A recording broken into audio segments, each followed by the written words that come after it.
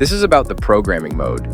In programming mode, I will show how to switch between the different modes of EDAS, how to operate or program your devices, how to conduct a simulation, and how to get an overview of the results of a simulated point cloud.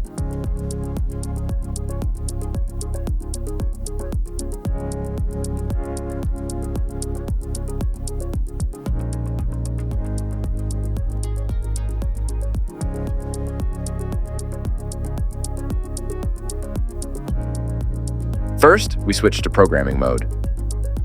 For this, we switch to the right tone bar, where we find 4 buttons in the second window, or at the second end in the second section from the top.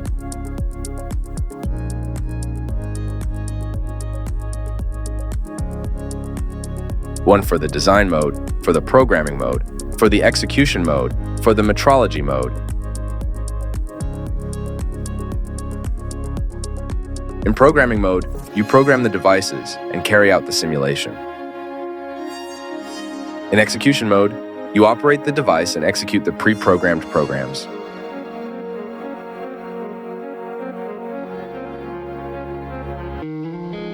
In metrology mode, you get an overview of the mentioned points.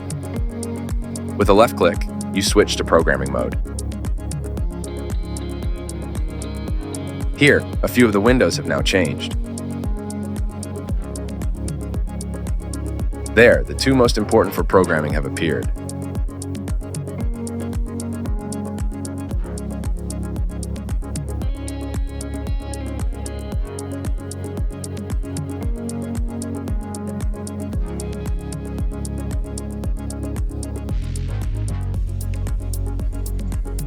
By left-clicking on the plus sign, you can add a new program.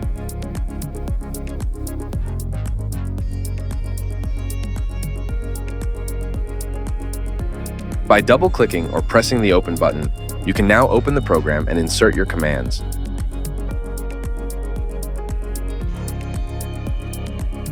You can find these commands in the programming toolbar. The procedure is as follows. You move the robot and then insert a sequence one after another, which will be executed in sequence later.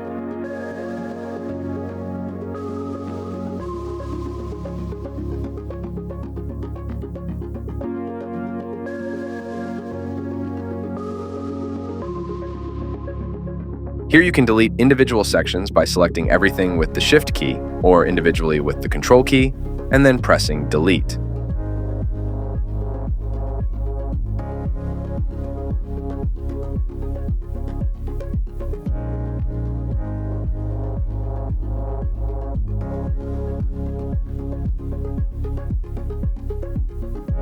Similarly, you can insert individual commands in between by selecting a single program and command. In this case, this blue indicator then appears. This represents the current active program. Every command now added is then clicked.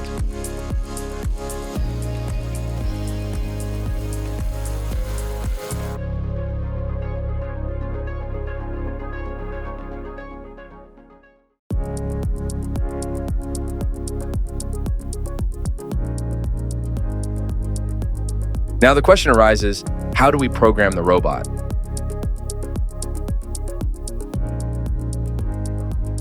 First, it is important to know how to move it. That is quite simple. And again, there are 2 possibilities. Either you select the scanner and move the scanner along the so-called tool center point.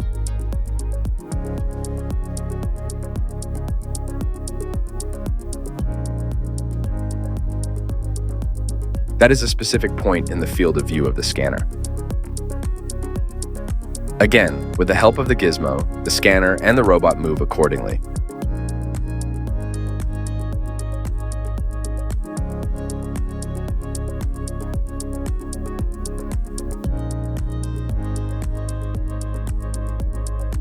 Again, you recognize that the position in which objects touch leads to a virtual collision.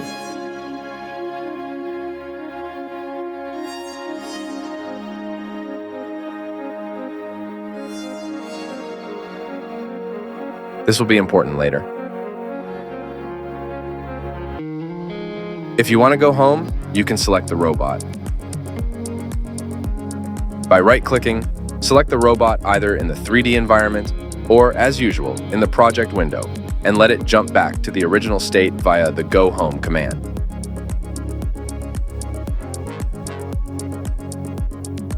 This home position is defined in the robot settings, which you find in design mode.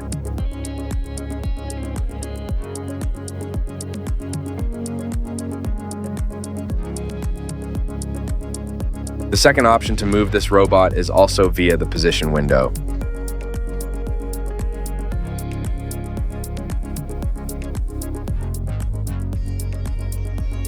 There you find the position of the scanner in relation to the so-called RCS, the robot coordinate system.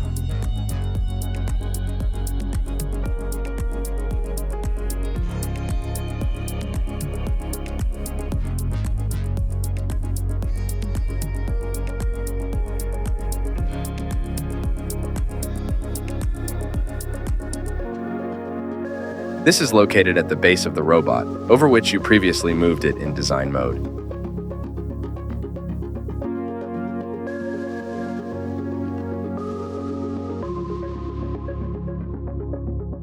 Now the position of the aforementioned tool center point in relation to the robot coordinate system is given.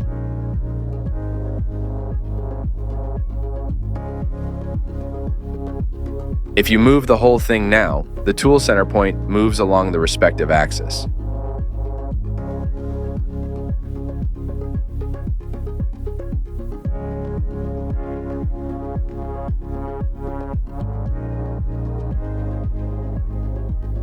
To make smaller steps, or targeted steps, you can also use the mouse wheel. Then you make steps at 10mm intervals.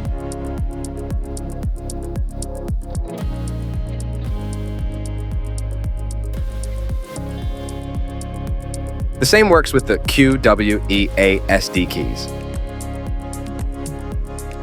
You move with W and S along the Y-axis, A and D along the X-axis, and Q and E along the Z-axis.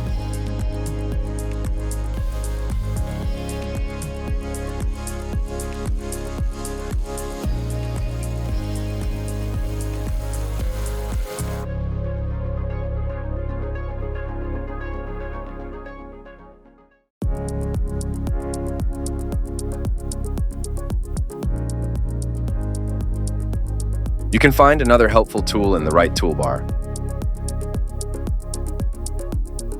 This is referred to as Pick-on-CAD. There you will find a representation of your scanner.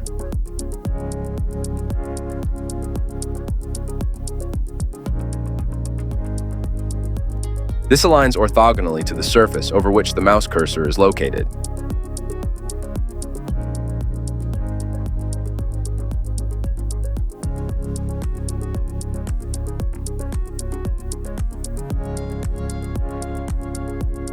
Here in this case, you can see why it is important to use high-quality CAD data.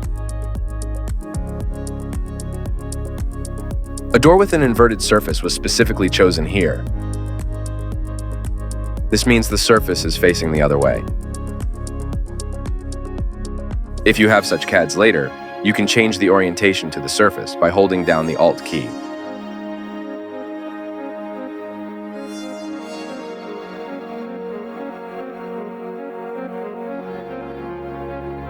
Now, if you have the position where you want to move your robot, you can fix the scanner with a left click, reposition manually, and confirm with Enter.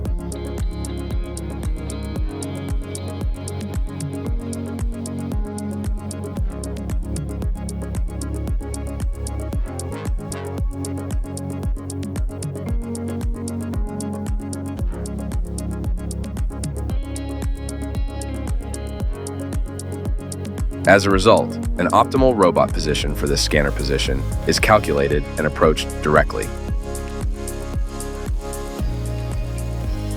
Press Escape to exit the Pick-on-CAD mode.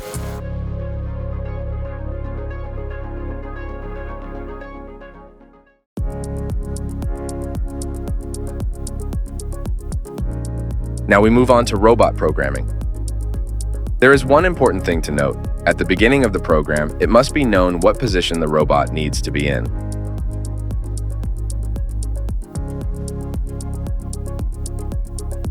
The robot is initiated by an initial command.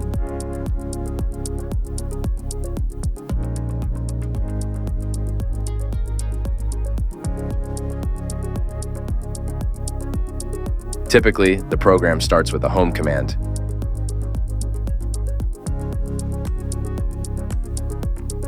If you have additional devices, such as a rotary table or a linear axis, you must also add a home command for these.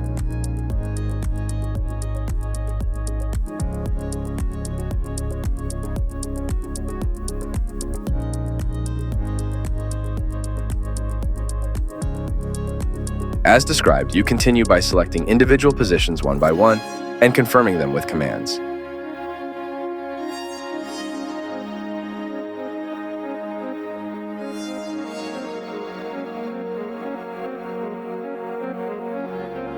There are 3 options for executing with the robot.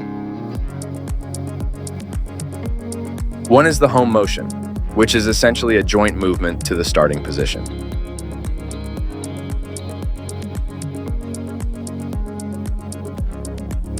The joint motion is the most efficient movement for the robot from A to B, but it takes a relatively unpredictable path to reach that point.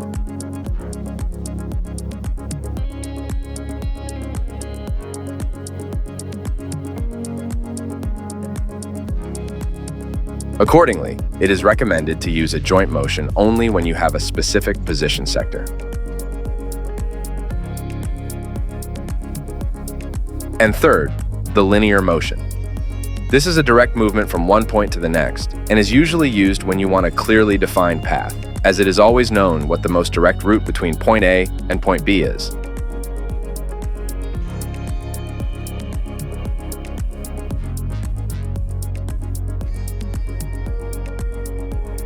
In the case of scanning, this is used to move along a surface in a targeted band to predict where the scanner's beam is located.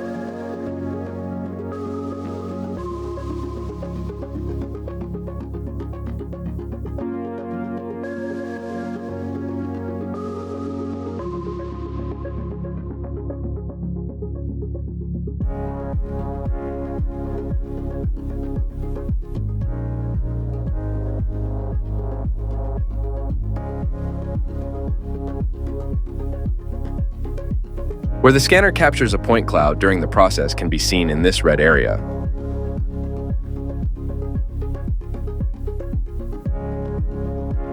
Where the red area meets the surface, a point cloud is created.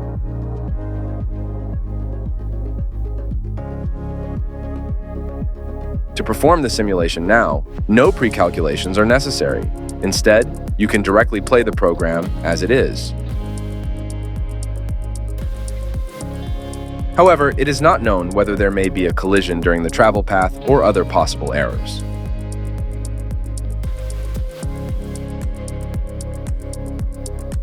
To start the simulation, press the Start button on the upper toolbar and select the program or program section you want to play beforehand.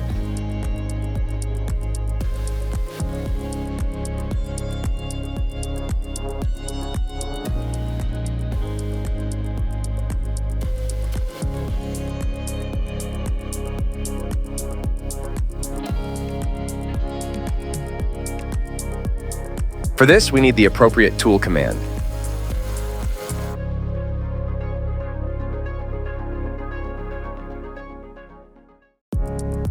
You can find this tool command one line below.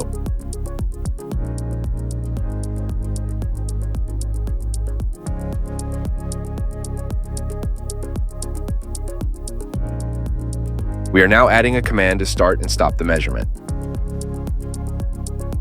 These are called start measuring and stop measuring.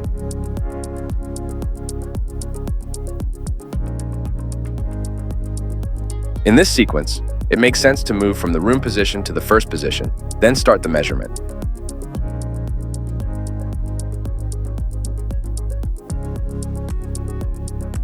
After processing the path, stop the measurement and finally send the robot home again.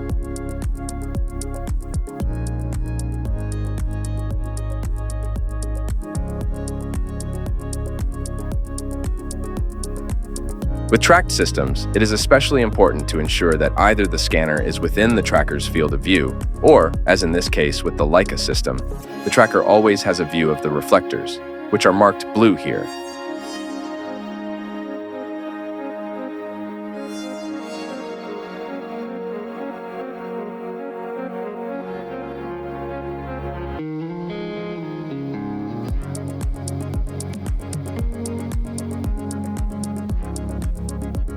To verify this, you can already see it in the simulation by right-clicking on the said tracker and performing the logon command, selecting the scanner, and the tracker having a connecting laser beam on this scanner.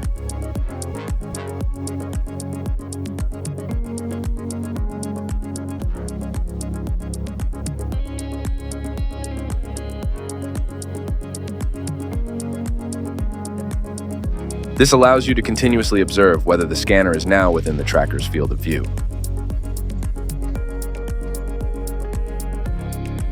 If you fall out of the field of view, the tracker stops following the scanner.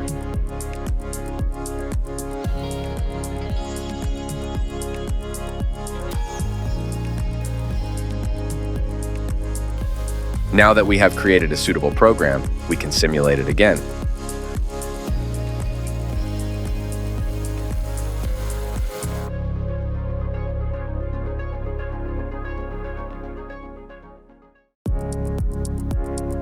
You can see that data has already been simulated on the surface.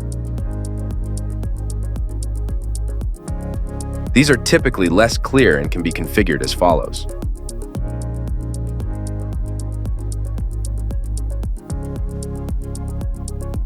In Metrology mode.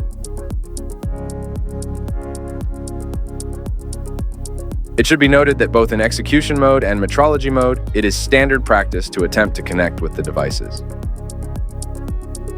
In doing so, you continuously receive an error indicating that a connection cannot be established. Solely for simulation, you can disable the auto connection in the settings under execution mode.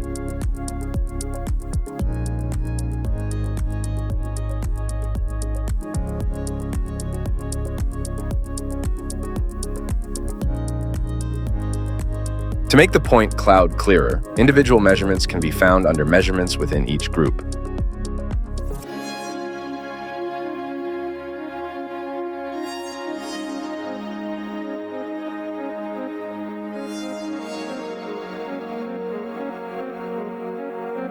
A group represents a single program that was executed, and within each group, depending on how many starts and stops there were within the program, several measurements are found.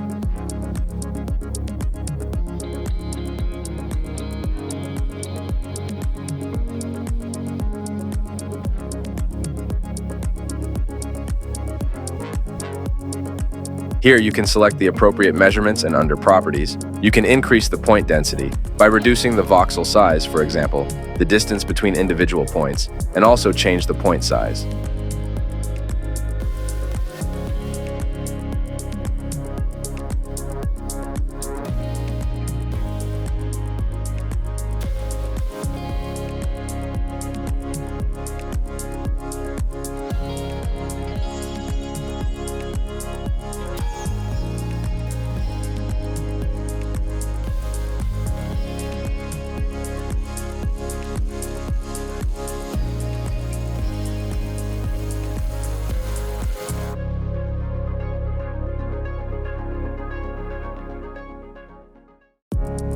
Now that you've learned how to generally program robots, capture points, and clouds, it's important to know how to properly analyze your program.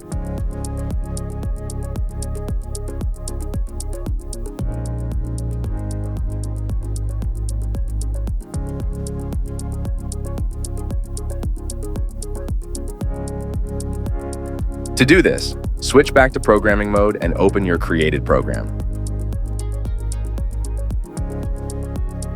There, you can perform a validation under the validation window.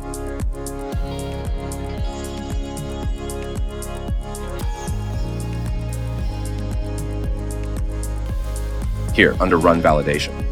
In doing so, the robot path created here is prepared and checked for possible errors.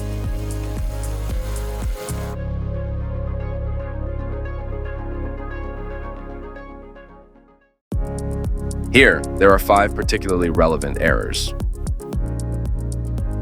First, the most likely is a collision.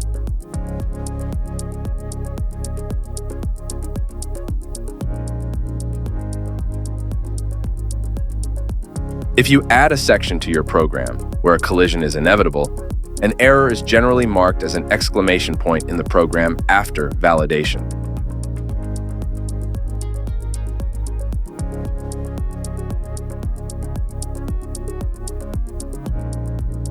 If you hover the mouse over the exclamation mark, it shows where the problem lies.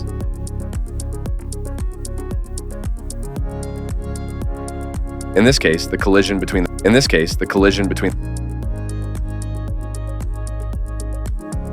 This can only be fixed by going through the program and correcting the error section by section, by inserting individual steps.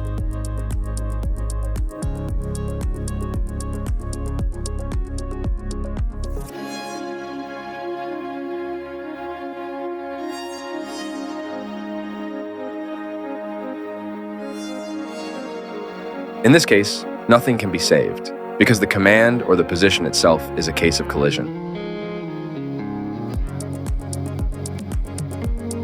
Thus, you can confidently delete it completely.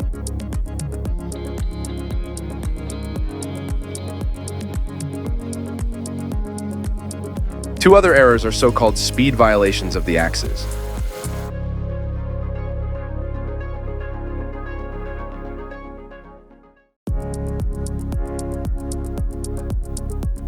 These usually occur when an incorrect motion command or type of movement is selected for specific movements.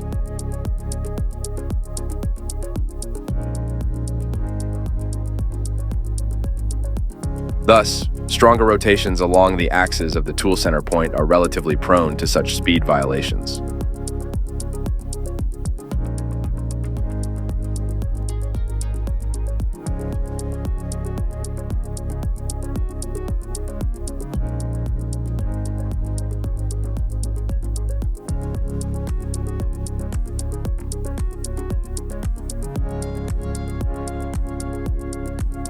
This happens because the algorithm for calculating the robot path tries to stay in the same position, often leading to conflicts between individual robot axis movements. This happens because the algorithm for calculating the robot path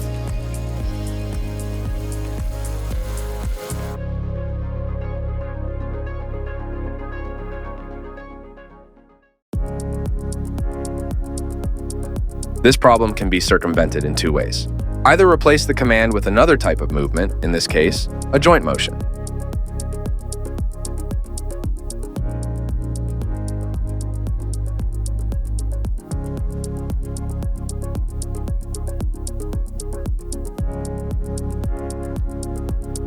As a result, the robot path or the path of the tool center point does not deviate as much from the actual path. However, if you want to stay close to the component, it is advisable to divide the path into smaller steps.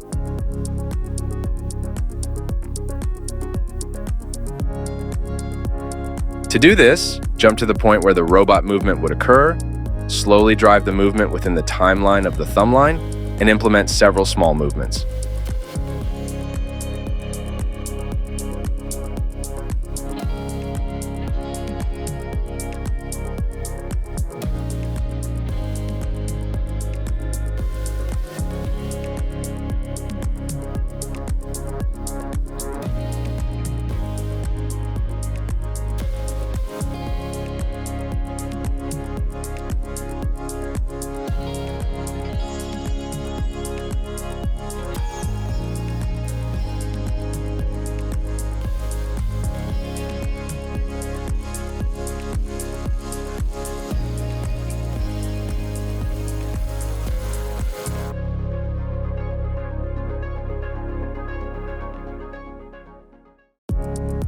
Another error that can occur is a change in the robot configuration. This is indicated by a short shrill sound. This results in the number value here changing. And that under the notifications, this warning appears that the robot configuration has changed.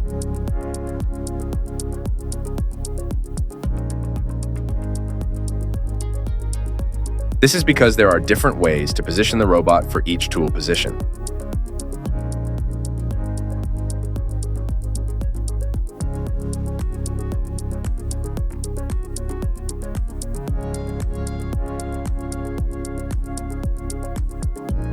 There are different axes that can be approached.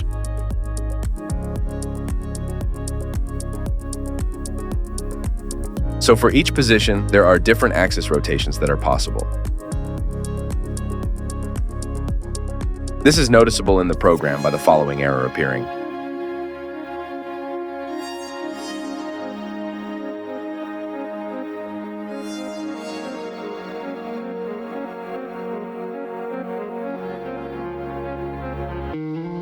Namely, that the axis values of the real and the simulated values do not match.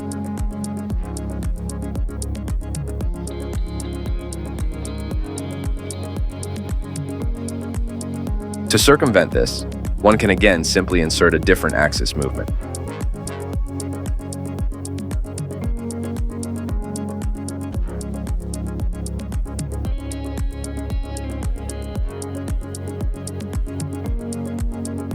This, however, leads again to a deviation of the robot path.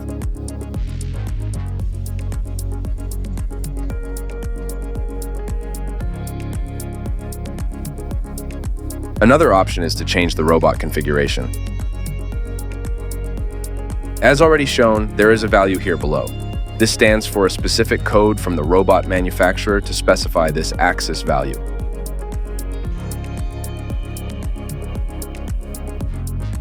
This can be changed with the button switch robot configuration.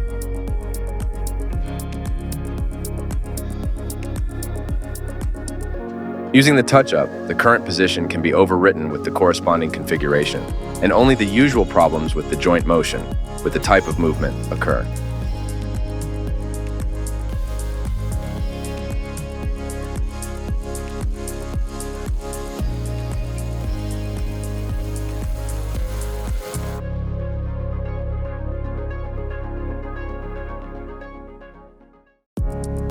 Another common error is that the scanner is not within the line of sight of the tracker.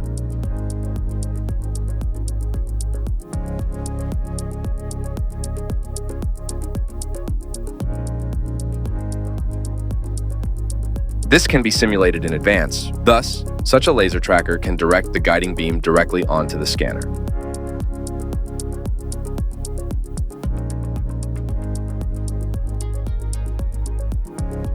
With a volume tracker, the same volume can be displayed.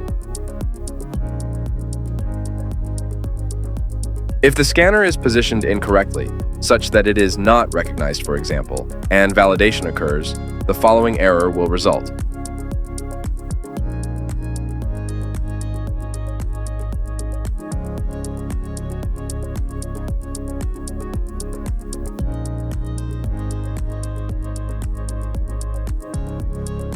So please ensure that the scanner is really within the field of view of the tracker.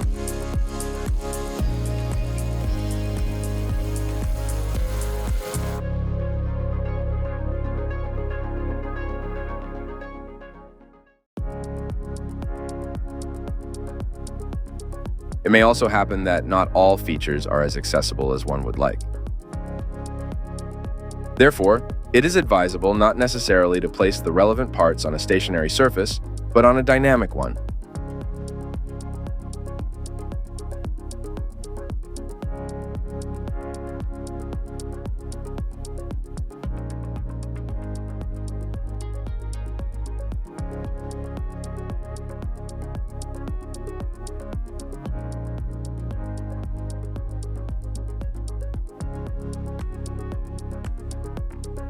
For this, we have already included some standard rotary tables in our library.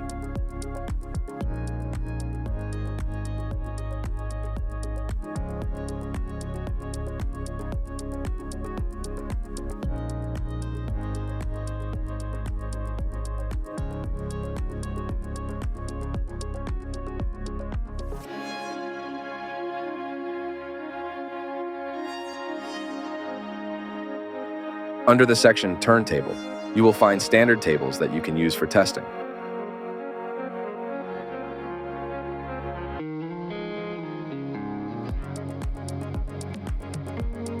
For this scale, the MQS turntable is quite suitable.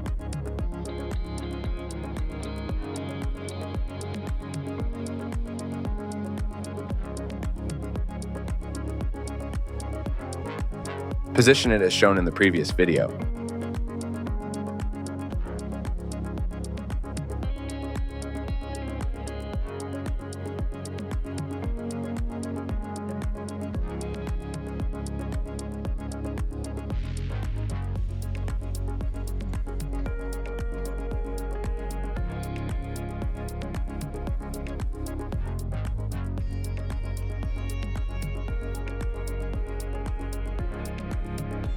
and add the part to link 1.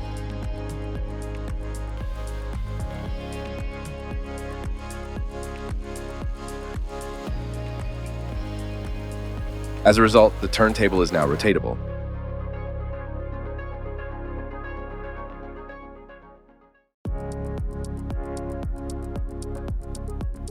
It's important to note that by selecting the specific device within the programming toolbar, the corresponding commands change.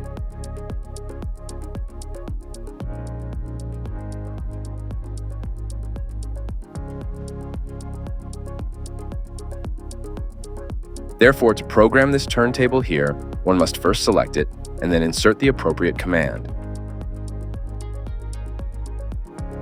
It is also important for the initial movement that the turntable is included.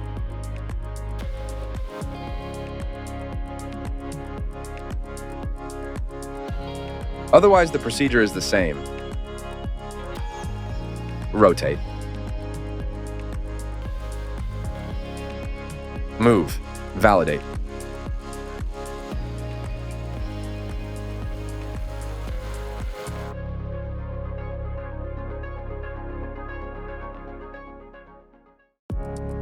Now, I recommend trying it out for yourself. Create your own cell, explore, discover, experiment, and try your hand at programming.